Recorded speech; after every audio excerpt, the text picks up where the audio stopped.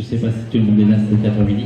Pour ceux qui ne me connaissent pas, je suis le docteur Ox Benoît, je suis un des médecins suspendus. Sauf que moi je suis un médecin français qui travaille au Luxembourg. Et j'ai pas été suspendu parce que je n'ai pas fait le vaccin, j'ai été suspendu parce que j'ai fait des prises de position. Et prise de position parce qu'on n'aime pas, comme partout, on n'aime pas qu'on parle. Donc la liberté d'expression est remise en cause. Et je me suis battu et au départ j'ai eu un petit peu peur de m'engager dans cette histoire. Je me sentais comme un lanceur d'alerte et je pensais qu'on m'embêterait pas, mais finalement on m'a embêté, on m'a suspendu pendant 1 an et là on m'a relancé sur une procédure pour encore des prises de position et surtout une prise de position pour le vaccin pour les enfants. Alors je vais vous raconter une petite chose, c'est que en 2021, quand on a commencé à faire les vaccins, on a fait des vaccins d'abord pour les adultes et surtout dans les maisons de retraite. On a commencé par les personnes très âgées, après les personnes moins âgées, après les adultes. Et puis on est arrivé au mois de mai, juin, juillet, on est arrivé à la vaccination pour les adolescents. C'était les 12-18 ans. Et j'avais la chance au Luxembourg d'avoir un ami qui s'appelle Hervé Zeligman, qui est un luxembourgo-israélien. Et Hervé était tenu au courant des résultats d'effets indésirables en Israël. Israël avait 1 à 2 mois d'avance de vaccination sur nous. Donc on a commencé à avoir les premières idées des effets indésirables des vaccins. Et entre autres, on avait une particularité, c'est que Israël avait commencé à faire des vaccinations chez déjà des 17-18 ans. Et on avait relevé au mois de juillet 2021 une trentaine de myocardites chez des adolescents de 17-18 ans en Israël. Une trentaine de myocardites. Sachant qu'une myocardite, et ça, on essaye de nous faire croire qu'une myocardite, c'est pas grave. Or, une myocardite, c'est 50% de décès à 5 ans. En fait, une myocardite, c'est grave. Pourquoi ? Parce que c'est une inflammation d'un muscle cardiaque, et quand un muscle cardiaque est inflammé, il va fibroser. Et un faisceau musculaire qui est fibrosé, il ne travaille plus. Donc, le cœur, ça doit travailler toute une vie. Ça fait un battement toutes les secondes, ou toutes 2 fois par seconde, toute une vie. Donc vous imaginez, c'est une machine qui ne doit pas défaillir. Et si vous avez une fibrose au niveau du muscle cardiaque, et même une fibrose qui va être un peu généralisée au niveau du muscle cardiaque, eh bien vous allez avoir plein de problèmes. Une insuffisance cardiaque, un trouble du rythme cardiaque, un trouble de la conduite du rythme cardiaque, une insuffisance cardiaque, et vous risquez de décéder. Et vous risquez de faire une mort subite. Et c'est ce qu'on retrouve actuellement. Donc à l'époque, j'étais très... on parle de mai 2021. J'avais déjà fait une vidéo qui avait été vue 40 000 fois sur Facebook où j'ai dénoncé le système d'urgence des protocoles de Covid. Et je me disais, ils ne feront jamais la vaccination chez les enfants. Parce que chez les adolescents, si on fait la vaccination, sachant les résultats qu'on avait en Israël, qu'on connaissait déjà, on aura obligatoirement, et je le répète, obligatoirement, on aura plus de morts avec la vaccination qu'avec le Covid. Les statistiques à l'époque du Covid, en mortalité chez les moins de 20 ans dans le monde, c'était environ entre 300 et 500 morts. Sachant que dans cette comptabilité de morts du Covid, chez les jeunes, 80%, on a considéré que 80% avaient des comorbidités. Je vais prendre un exemple. Il y a un enfant de 3 ans qui est décédé du Covid en Belgique, qui a fait la première page de tous les journaux belges. Or, le père a porté plainte contre le ministère de la Santé parce que l'enfant, en fait, était en train de mourir d'une leucémie. Et il était déjà dans un état très grave, et ils ont diagnostiqué un Covid chez lui. Ils l'ont diagnostiqué positif. j'étais à une conférence hier soir à Bruxelles, j'étais avec Alexandre Henry-Coude, on rigolait, on disait, il y a eu un mort, il y a une personne qui est tombée d'un avion, il n'avait pas de parachute, il est tombé au sol, on a fait un test positif, et il était Covid positif, donc il est mort du Covid. Voilà, c'est exactement ça, ça résume un petit peu. Au Luxembourg, on a eu une particularité, c'est qu'on a découvert que tous les tests positifs étaient recontrôlés. Alors les tests positifs faits au niveau des laboratoires privés étaient recontrôlés au niveau du laboratoire national au Luxembourg. Et on a demandé, on a demandé à plein de personnes d'avoir leurs résultats des tests recontrôlés au niveau du laboratoire national. Et aux surprises, on a remarqué que 80% des tests étaient négatifs. Ce qui veut dire qu'en fait, ils ont fait du positif pour faire peur. Ils n'ont pas fait du positif, ils n'ont pas fait des tests pour chercher des maladies, ils ont fait des tests pour faire peur, pour avoir un nombre important de tests positifs. Je reviens aux adolescents, les myocardites. Quand ils ont commencé les vaccinations chez les adolescents, j'ai fait un week-end de garde dans une maison médicale à Ettelbruck, c'est le nord du pays au Luxembourg, et j'ai vu 3 myocardites en un week-end. 3 myocardites en un week-end. Et ils sont allés les contrôler, c'était des enfants que j'ai fait hospitaliser. Donc ça a été confirmé. Sauf que, une chose, ça fait 40 ans que je travaille, j'avais jamais vu de myocardite chez un jeune. Et j'en vois 3 en un week-end, alors qu'ils venaient de commencer les vaccinations depuis 15 jours. Et là, j'ai crié au scandale, je dis, c'est incroyable, c'est pas possible. Et j'ai dit, à partir du moment où on fait une vaccination chez des jeunes adolescents, si la vaccination est plus dangereuse que la maladie, on remonte à des lois qui ont été faites pour ça, justement, pour interdire, pour que les médecins qui font un traitement qui est plus dangereux que la maladie, ils soient directement responsables. Ils ne peuvent pas se rapporter sur la responsabilité d'un ministère ou d'un gouvernement. Ils sont directement responsables. C'est-à-dire qu'un jour, les parents des enfants qui ont eu des problèmes avec un vaccin pourront se rapporter, pourront aller voir leur médecin généraliste et leur dire « vous êtes responsable, je vais vous mettre au tribunal ».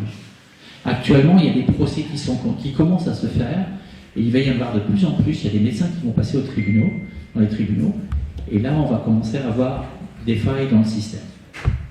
Et j'espère que ça va changer les choses. Mais c'est pas faute de les avoir prévenus déjà depuis 2 ans. Pour ça, pour ces paroles, ils me remettent au tribunal. Sauf que, alors il y en a certains qui sont déjà au courant, on m'a remis au tribunal, je suis passé le 1er mars au tribunal, et je me suis retrouvé devant le même juge qui m'avait jugé il y a 2 ans, et ce juge m'avait traité de complotiste dans son verdict. Alors comme il m'a traité de complotiste, j'ai demandé une récusation du juge. Et dans la loi belge et luxembourgeoise, la récusation doit se faire par le juge lui-même. C'est pas mal. Et ce juge n'a même pas daigné nous répondre, et il s'est présenté au tribunal sans nous avoir répondu, donc on était devant les faits accomplis, le juge était là, il avait refusé de se récuser.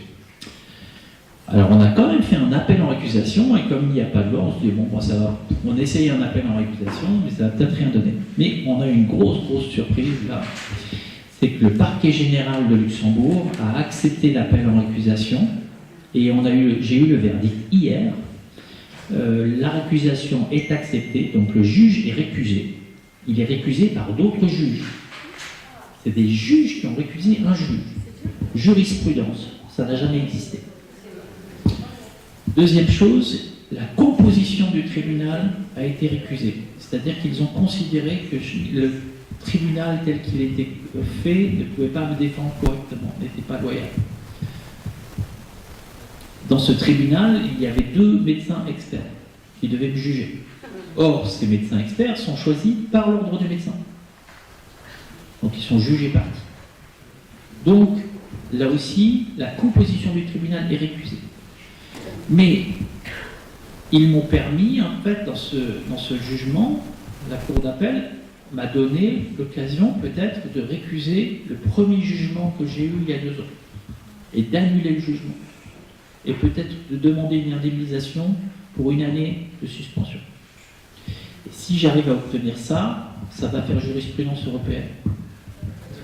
Et là, on va s'amuser.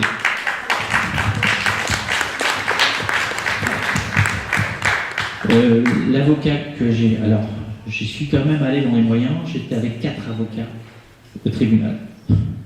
Et j'ai pris Maître Divisio qui est connu ici au Luxembourg, qui est connu ici en France. Maître Divisio s'est fait entendre au Luxembourg. J'avais envie de quelqu'un qui élève la voix et il l'a fait, j'étais bien content. Donc ça va porter ses fruits et j'espère qu'on va faire avancer les choses. Maintenant, je suis venu ici aujourd'hui et je voudrais remercier les personnes qui ont fait des témoignages. Parce que je suis surtout venu pour vous écouter, pour apprendre plein de choses, pour voir à quel point on en est dans la justice française concernant les enfants. Et bon, je suis au courant de pas mal de choses. J'ai suivi les dossiers de Zandvoort déjà il y a une vingtaine d'années. J'ai suivi les dossiers de Marion. Donc je suis au courant de beaucoup de choses, mais on a l'impression d'en apprendre toujours plus, quoi. Et on a l'impression que le problème n'est toujours pas réglé. Et il n'existe pas seulement en France, il existe en Belgique. Et, il y a plein d'affaires qui sont étouffées. J'ai plein d'assistants sociaux au Luxembourg qui me disent que dès qu'il y a un problème de pédophilie, on n'en parle pas et on n'arrive jamais à obtenir quoi que ce soit. Et que tout est noyé. Malgré tout, j'ai envie de vous dire, et j'ai parlé tout à l'heure à table au restaurant, là, j'ai envie de vous dire, il faut continuer à se battre. Parce que les avocats sont sensibles. Là, moi je ne pensais pas arriver à ce résultat avec le parquet général au Luxembourg. Et ça prouve qu'il y a des magistrats qui sont de notre côté. Et il faut aller les chercher ceux-là. Il y en a qui ne nous écoutent pas, mais il y en a d'autres qui sont là et qui sont sensibles et qui en ont aussi marre du système. Et ils commencent à sortir. Et je pense qu'il y a des magistrats qui ne sont pas corrompus et qui veulent, je pense, faire changer les choses et qui commencent à en avoir marre de tout ce système, qui voient que la corruption et elle est trop loin. Donc il faut y aller. Je vais vous parler, alors moi particulièrement, je viens de gagner une bataille là, au tribunal, avec des magistrats, mais j'avais déjà gagné une bataille aussi au tribunal. Il m'est arrivé une histoire. On m'a interdit de voir mes enfants pendant environ 5 ans. Pourquoi? J'ai aussi subi cette histoire, mais c'est un peu différente. Et il y a beaucoup de pères qui ont été dans ma situation. J'ai subi un divorce subite, imprévu, parce que mon ex-femme avait trouvé quelqu'un d'autre, peu importe. J'avais accepté le divorce et je lui ai dit bon, on va faire un divorce à l'amiable. Et puis elle m'a dit bah, viens chez mon avocat. Je suis allé chez son avocat, je me suis fait insulter pendant 3/4 d'heure. Et puis finalement ça s'est terminé au tribunal. Et là je me suis retrouvé en face d'un avocat qui a dit devant le juge que j'avais fait une menace de mort sur mes enfants. J'avais 3 filles. À l'époque, elles avaient 8 ans, 11 ans et 14 ans. Et là, l'avocate demande le contrôle du parquet, contrôle de police. Et quand on est dans une situation comme ça, un homme, un père, ne peut plus rien faire. Et moi, j'avais de la chance, mes filles étaient quand même assez âgées. Et il y a beaucoup de pères, lorsqu'ils ont un bébé de 1 an, 2 ans, et qu'on dit qu'ils ont fait un accouchement sur le bébé, et ben ils ne revoient plus leur enfant avant 18 ans. Sauf si l'enfant s'est battu pour revoir son père. Mais autrement, on n'y arrive plus. Donc ça, c'est des situations que j'ai vues, et que j'ai fait des réunions avec des pères qui se battent et qui, bien sûr, ils sont mis dehors, bien sûr, ils sont obligés de payer la pension alimentaire, ils n'ont plus le droit de voir leurs enfants, mais c'est des situations catastrophiques. Alors, je me suis battu, ça a duré 5 ans, Je me suis retrouvé plusieurs fois devant le juge, et je le dis et je le répète, devant les juges, il faut les prendre au même niveau que nous. Les juges ne sont pas supérieurs à nous. C'est des personnes qu'on doit regarder dans les yeux et qu'on doit leur dire « Moi, je suis quelqu'un de bien. Moi, je suis un père qui est capable d'être un bon père pour ses enfants et mes enfants ont besoin de moi. » Une autre chose qui est très très importante, c'est que j'ai l'impression qu'on n'écoute jamais les enfants. Et moi, pendant 5 ans, on a refusé d'entendre les enfants. Bon. Une chose qui est très importante, c'est les enfants doivent être entendus. Parce qu'on parle toujours des parents, on parle du juge, et les enfants, non. Les enfants, on n'a pas le droit à la parole. Les enfants sont totalement ignorés. Les enfants ne sont pas matures, on me dit. Non, c'est pas vrai. Un enfant de même de 7 ans, 8 ans, 9 ans, 10 ans, ils sont déjà capables de parler, ils sont déjà capables de s'exprimer, ils sont déjà capables de dire ce qu'ils veulent. Alors, je me suis retrouvé en cour d'appel pour mon divorce, parce qu'on est arrivé à obtenir la cour d'appel, parce que mon ex-femme avait dit que j'avais une suspicion d'inceste avec ma fille, qui avait à l'époque 17 ans. Là, ma fille a dit c'est terminé, je ne veux plus rien savoir. Elle est venue chez moi, le juge n'a pas envoyé la police, donc on a obtenu la cour d'appel de justice. C'est très rare dans les affaires de divorce. Là, les enfants ont pu témoigner pour la première fois au bout de 5 ans devant les juges de la cour d'appel. Après, on est rentré avec nos avocats, mon ex-femme et moi, on est rentré avec nos avocats. Le juge s'est adressé directement à moi. Monsieur, vous êtes quelqu'un de bien, vous avez la garde des enfants. Il me dit, qu'est-ce que vous voulez faire? Comment vous voulez arranger la garde des enfants pour votre femme? Et je dis, mais il n'est plus question que la justice décide. Il n'est plus question que la justice décide ce que mes enfants veulent faire. C'est la première fois que mes enfants sont entendus dans une affaire de divorce. Ça fait 5 ans que ça dure, et là, c'est les enfants qui vont décider ce qu'ils veulent. Vous me donnez la garde des enfants, ils viendront chez moi, ils iront chez leur mère quand ils veulent, comme ils veulent. J'aurais pu continuer et mettre ma femme au pénal, et la faire condamner et la faire aller en prison. Elle risquait 10 ans de prison. Je n'allais pas mettre la mère de mes enfants en prison. Elle était punie moralement. J'ai souffert pendant 5 ans, c'était très très dur. Parce que j'ai été vraiment bafoué, j'ai été injurié par le juge, j'étais avec une obligation de psychiatrie, contrôle psychiatrique, contrôle du parquet, remettre des certificats psychiatriques à la police, etc. Et j'avais pas le droit de voir mes enfants. Mais je les voyais en fait, parce que mes enfants se levaient plus tôt le matin et venaient prendre le petit déjeuner avec moi avant d'aller à l'école, en cachette. Et les médecins, d'accord? Excuse-moi, Benoît. Mais peu importe. Oui, mais quand même, ça prouve jusqu'où ils sont capables d'aller. Oui, mais ça veut dire qu'ils n'ont aucune considération pour la profession d'une personne. Hein. Peu importe, à partir du moment où un avocat a sorti n'importe quoi sur n'importe qui, donc c'est très très dur. Maintenant, ça ne remet pas en cause les femmes qui sont battues aussi par des hommes, et ça j'en ai vu aussi, hein, en tant que médecin j'en ai vu. Mais c'est une chose dont on ne parle pas du tout. Là. Les hommes, les femmes qui utilisent des avocats pour aller raconter n'importe quoi sur leur mari, et des maris qui sont dans une détresse pas possible. Donc, cette affaire, elle était en 2016, elle s'est réglée en 2016, et je me suis retrouvé devant des juges, et là, dernièrement, quand je me suis retrouvé à mon deuxième procès, je me suis retrouvé devant le juge qui avait refusé de se faire accuser, et là, je lui dis, vous savez, je suis déjà allé en cour d'appel.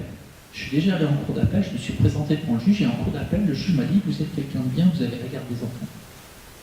Et je lui ai dit, je n'avais plus confiance en l'institution de la justice, et les juges de la cour d'appel m'ont redonné confiance en l'institution de la justice. Pour lui faire comprendre à lui, le juge, qui me traitait de complotiste, qu'il n'aura jamais la paix sociale en continuant comme ça. Parce que ce qu'on a besoin, nous, dans notre société, c'est une paix sociale. Et s'il y a des juges qui sont comme ça, on n'aura jamais de paix sociale. Et ils ne sont pas nombreux, ces juges-là. Et je pense qu'il y a énormément d'autres juges qui sont capables de faire changer les choses. Et je pense qu'il y a énormément de juges qui réalisent actuellement qu'il y a des choses à changer. Donc moi, si j'ai envie de vous transmettre quelque chose, Bravo.